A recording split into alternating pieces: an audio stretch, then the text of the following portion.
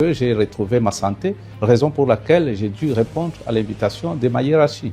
Pensez-vous qu'il y aurait des gens qui vous en veuillent ou qui ne souhaitent plus que vous soyez gouverneur? Parce que ceci pourrait peut-être monter d'une cabale.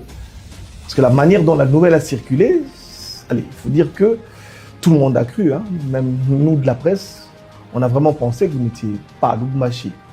Bien sûr, il faut dire que dans la vie politique, généralement, il y a beaucoup de coups bas, il y a des complots qui se trament. Je suis gouverneur, j'occupe des fonctions qui sont enviées de beaucoup de gens et donc c'est normal que les gens se liguent pour me mettre en difficulté. Mais il faut dire aussi qu'à la suite des responsabilités qui ont été les nôtres sur le plan sécuritaire, sur le plan politique, là où nous avons battu campagne pour le chef de l'État afin qu'il soit réélu, là où nous avons, nous, en tant que parti politique ARDEV, s'associer, nous disons que travailler ensemble avec l'UDPS pour avoir la majorité au niveau du Parlement provincial du Haut-Katanga.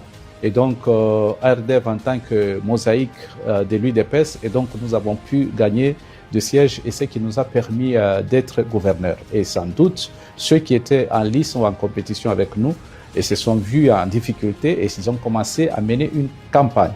Et cette campagne-là, ils ont mis assez de moyens pour nous déstabiliser. Vous avez un nom? Vous avez des noms?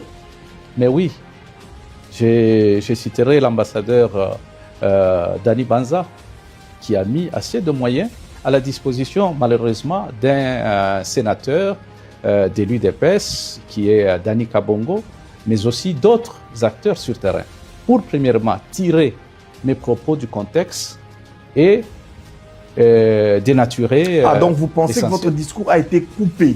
Le discours a été coupé. Et que le discours a été extirpé de son vrai contexte.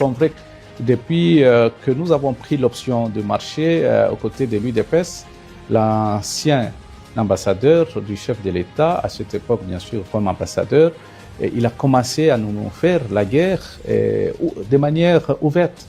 Aujourd'hui, quand nous le suivons dire qu'il veut rentrer et qu'il voudrait que la population du Haut-Katanga et de toute la région du Katanga puisse l'accueillir et soit derrière lui, et donc nous disons que c'est faux et archi faux.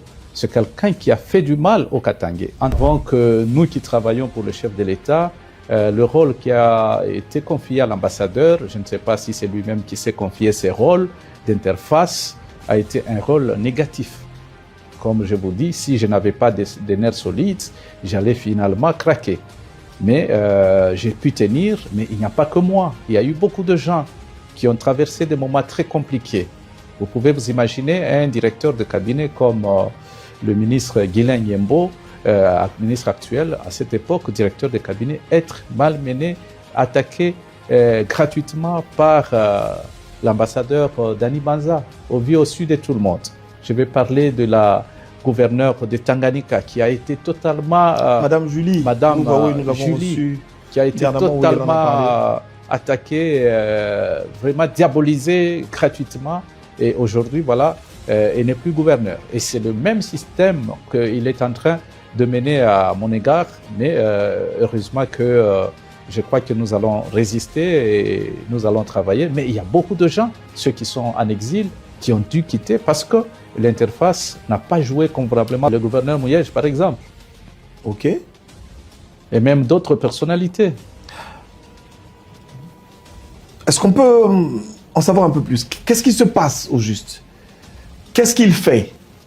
Le rôle, comme j'ai dit, le rôle d'interface qu'il s'est confié, c'était un rôle négatif. Dans la mesure où il a voulu que tous ces gens soient derrière lui et non derrière le chef de l'État.